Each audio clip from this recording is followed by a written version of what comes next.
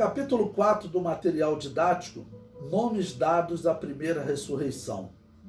Número 1, a ressurreição dos justos. Lucas, capítulo 14, versículo 14, está escrito: e serás bem-aventurado, porque eles não têm com que tu recompensar, mas recompensado será na ressurreição dos justos. Era assim que normalmente os israelitas chamavam, né? Na ressurreição dos justos. Por isso eu falei, Abel foi o primeiro justo a morrer. E ele vai ressuscitar nesse momento, juntamente com a igreja. Número 2, ressurreição para a vida. João 5,29 diz: e os que fizerem o bem sairão para a ressurreição da vida, e os que fizerem o mal para a ressurreição da condenação. Então os ímpios, eles vão participar só da segunda ressurreição. Na segunda ressurreição, participam salvos e ímpios.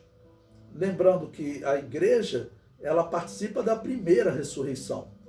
A segunda ressurreição, que é a ressurreição para a condenação, mas que também ocorre ressurretos salvos, já que eles aparecem lá como ovelhas, são os salvos do milênio. Aqueles que são para a condenação são os ímpios de todos os tempos. Nós não sabemos qual o primeiro ímpio a morrer, né? Mas, ao que parece, nós observamos ali entre os descendentes de Caim, seria entre eles, todos eles vão ressuscitar no final do milênio para comparecer no juízo final. Número 3, ressurreição dentre os mortos. Filipenses capítulo 3, versículos 10 a 15, diz assim o texto: para conhecê-lo e a virtude da sua ressurreição e a comunicação de suas aflições, sendo feito conforme a sua morte, para ver se de alguma maneira eu possa chegar à ressurreição dos mortos.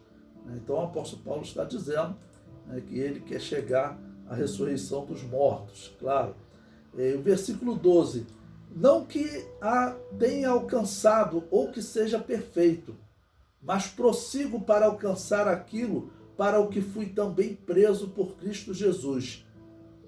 Versículo 13: irmãos, quanto a mim, não julgo que o haja alcançado, mas uma coisa faço, e é que, esquecendo-me das coisas que atrás ficam, e avançando para as que estão diante de mim, prossigo para o alvo, pelo prêmio da soberana vocação de Deus em Cristo Jesus, pelo que todos quantos já somos perfeitos, sintamos isso mesmo.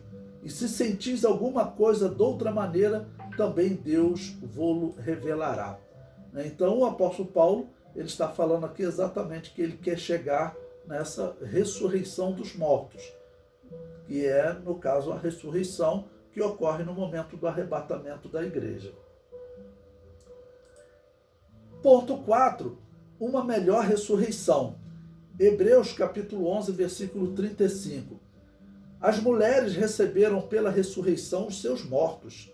Uns foram torturados, não aceitando o seu livramento, para alcançarem uma melhor ressurreição. Bom, então as mulheres receberam pela ressurreição os seus mortos, significam as ressurreições em que as pessoas voltaram a essa vida física. O exemplo de Lázaro, né, o exemplo do filho da viúva de Naim, o exemplo do moço que Paulo ressuscitou, das ressurreições que Elias e Eliseu fizeram, todas foram ressurreições que eles foram mantidos nesse corpo físico corruptível e que depois voltaram a morrer. Então, se alguém morrer nesse mundo, a ressurreição, e acontecer de alguém lá orar e ressuscitar essa pessoa, é algo maravilhoso. Mas ela ressuscitou para esse corpo físico, ela morrerá novamente. A primeira ressurreição para corpos espirituais, como o apóstolo Paulo disse, foi Jesus nas primícias, né, e nós na sua vinda. Então, Até agora, só Jesus recebeu o corpo incorruptível.